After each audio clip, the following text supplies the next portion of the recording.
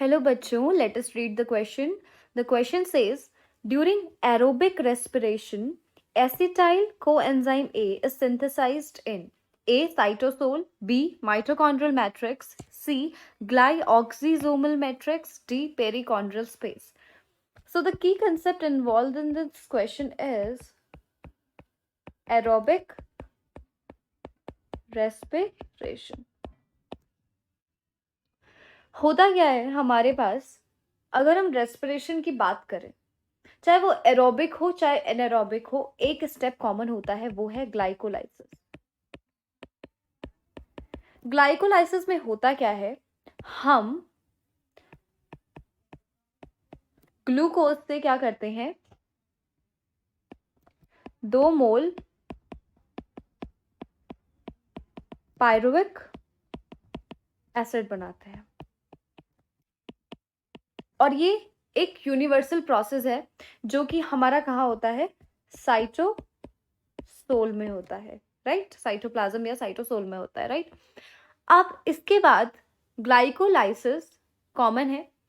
Anaerobic respiration में ये only process है रेस्पिरेशन में. लेकिन जब हम बात करते हैं एरोबिक रेस्पिरेशन की, तो एरोबिक रेस्पिरेशन में ग्लाइकोलाइसिस के बाद भी 2 प्रोसेस और चलते हैं, जिनमें से एक है लिंक रिएक्शन और एक है क्रैब साइकिल.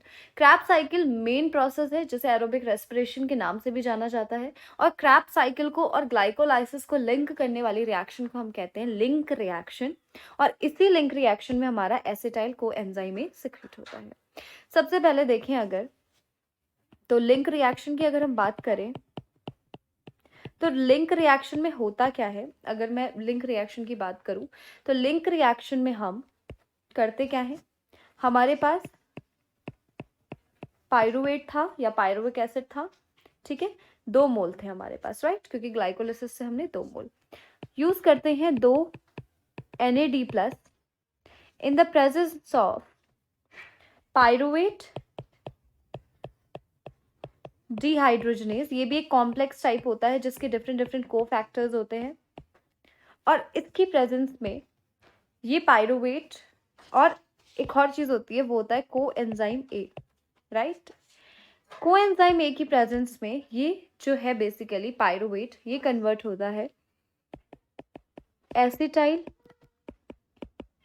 कोएंजाइम ए में, राइट. ये भी 2 मोल बनता है हमारा, और ये जो हमारे पास NAD+ था, ये कन्वर्ट हो जाता है NADH2, रिड्यूस हो जाता है, राइट.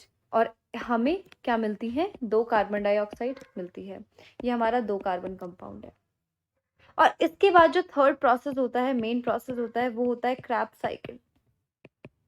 हैंस क्रैब ने इसे डिस्कवर किया था, नाम पड़ गया क्रैब साइकिल. और यहाँ पे पहला जो प्रोडक्ट बनता है वो एक ट्राई कार्बोक्सिलिक एसिड प्रोडक्ट बनता है, इसीलिए इसे कहते हैं ट्राई कार्बोक्सिलिक एसिड साइकिल भी कहा जाता है, ठीक है. और ये जो रिएक्शंस चलती हैं, ये बेसिकली कहाँ चलती है, माइटोकॉन्ड्रियल मैट्रिक्स में. कहाँ चलती है, माइटोकॉन्ड्रियल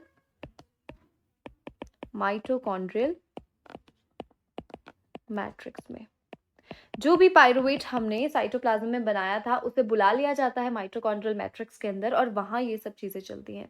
तो हमें क्वेश्चन में ये पूछ रहा है कि एरोबिक रेस्पिरेशन के दौरान जो एसिटाइल कोएंजाइम ए है वो कहाँ सिंथेसाइज होता है, तो हमारा आंसर क्या होना चाहिए, माइटोकॉन्ड्रियल मैट्रिक्स में वो सिंथेसाइज होता है.